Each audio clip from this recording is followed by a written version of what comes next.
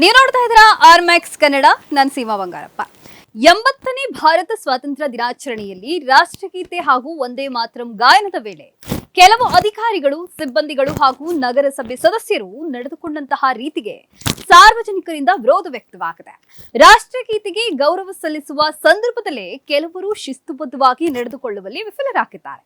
ಅಷ್ಟೇ ಅಲ್ಲದೆ ಕಾರ್ಯಕ್ರಮದ ವೇಳೆ ರಾಷ್ಟ್ರಧ್ವಜ ನೆಲಕ್ಕೆ ಬಿದ್ದಿದ್ರೂ ಕೂಡ ಅದನ್ನ ಗಮನಿಸಿದ ತಕ್ಷಣ ಎತ್ತಿ ಗೌರವ ಸಲ್ಲಿಸದೆ ಸಿಬ್ಬಂದಿ ನಡೆದುಕೊಂಡಿರುವಂತಹ ರೀತಿ ಮತ್ತಷ್ಟು ಆಕ್ರೋಶಕ್ಕೆ ಕಾರಣವಾಗಿದೆ.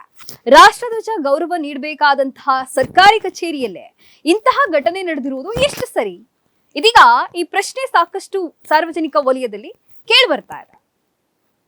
ರಾಷ್ಟ್ರಗೀತೆ ಮತ್ತು ವಂದೇ ಮಾತರಂ ಗಾಯನದ ವೇಳೆ ಎಲ್ಲರೂ ಶಿಸ್ತುಬದ್ಧವಾಗಿ ನಿಂತು ಗೌರವವನ್ನ ಸಲ್ಲಿಸಬೇಕಿತ್ತು. ಆದರೆ ನೆಲಮಂಗಲ ನಗರಸಭೆ ಕಾರ್ಯಾಲಯದಲ್ಲಿ ನಡೆದಂತಹ ಸ್ವಾತಂತ್ರ್ಯ ದಿನಾಚರಣೆಯ ಸಂದರ್ಭದಲ್ಲಿ ಕೆಲವರು ಗಂಭೀರತೆಯನ್ನ ತೋರದೆ ಓಡಾಡ್ತಾ ಇರುವಂತಹ ದೃಶ್ಯಗಳು ಕಂಡು ಬಂದಿವೆ. ರಾಷ್ಟ್ರಗೀತೆ ಮೊಳಗ್ತಿದ್ದಂತಹ ವೇಳೆ ಕೈಯಲ್ಲಿ ರಾಷ್ಟ್ರಧ್ವಜ ಹಿಡಿದು ಫೋಟೋಗೆ ಪೋಸ್ ನೀಡಲು ಇದ್ದಂತಹ ಆತುರದಷ್ಟೇ ರಾಷ್ಟ್ರಗೀತೆ ವೇಳೆ ಒಂದೆಡೆ ನಿಂತು ಗೌರವವನ್ನ ಸಲ್ಲಿಸೋದಕ್ಕೂ ಕೂಡ ಇರಬೇಕಾಗಿತ್ತು ಅನ್ನೋ ಪ್ರಶ್ನೆ ಇದೀಗ ಸಾರ್ವಜನಿಕ ವಲಯದಲ್ಲಿ ಕೇಳಿ ಬರ್ತಾ ಇದೆ. ಅಷ್ಟೇ ಅಲ್ಲ, ರಾಷ್ಟ್ರಧ್ವಜ ನೆಲಕ್ಕೆ ಬಿದ್ದಿದ್ರು ಕೂಡ ಅದನ್ನ ಗಮನಿಸಿ ಎತ್ತಿ ಗೌರವವನ್ನ ಸಲ್ಲಿಸಿದಂತಹ ಸಿಬ್ಬಂದಿಯ ವರ್ತನೆ ಕೂಡ ಆಕ್ಷೇಪಕ್ಕೆ ಕಾರಣವಾಗಿದೆ.